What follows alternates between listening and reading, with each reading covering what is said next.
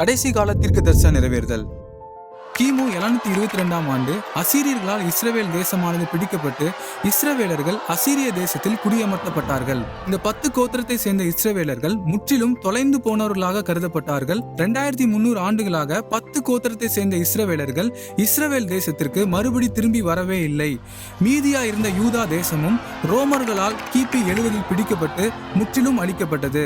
இஸ்ரவேல் என்கிற தேசம் 2000 ஆண்டுகளாக பூமியின் வரைபடத்தில் இல்லாமல் போயிற்று.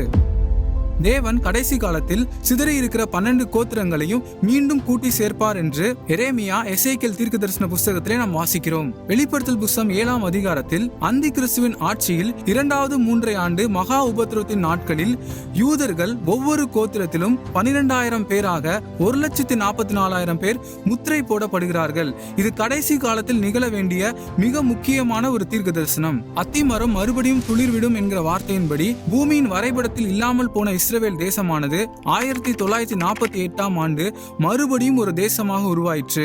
அப்போது சிதறி இருந்த யூதா பெஞ்சமின் கோத்திரங்கள் இஸ்ரவேல் தேசத்தில் குடியேறினார்கள். தொலைந்து போனவர்களாய் கருதப்படுகிற 10 கோத்திரத்தை சேர்ந்த இஸ்ரவேலர்களும் தற்போது இஸ்ரவேல் தேசத்துக்கு திரும்பி கொண்டிருக்கிறார்கள். 1985ஆம் ஆண்டு எத்தியோப்பியா தேசத்தில் வாழ்ந்து கொண்டிருக்க தான் கோத்திரத்தார் கண்டறியப்பட்டு யூத மதத்தை தழுவி தற்போது இஸ்ரவேலிலே குடியேறியிருக்கிறார்கள். 2005ஆம் ஆண்டு இந்தியாவின் வடகிழக்கு மாநிலத்தில் வாழ்ந்து கொண்டிருக்கிற மனாசே கோத்திரத்தார் கண்டறியப்பட்டு யூத மதத்தை தழுவி தற்போது இஸ்ரவேல் தேசத்திலே குடியேறியிருக்கிறார்கள். மீதி இருக்கிற மற்ற கோத்திரங்களும் தீர்க்க தரிசன வார்த்தையின்படியே இஸ்ரவேல் தேசத்திலே குடியேறுவார்கள் என்று நாம் விசுவாசிக்கிறோம். 2300 ஆண்டுகளாக தொலைந்து போனவர்களாய் கருதப்பட்ட இஸ்ரவேலின் கோத்திரமானது நாம் வாழ்கிற இந்த நாட்களில் இஸ்ரவேல் தேசத்திலே மறுபடியும் குடியேறி இருக்கிறது குறித்து நீங்க சிந்தித்து பாருங்கள். இது கடைசி காலத்தில் நிகழ வேண்டிய மிக முக்கியமான தீர்க்க தரிசன நிறைவேறுதல் தற்போது நிறைவேறி கொண்டிருக்கிறது.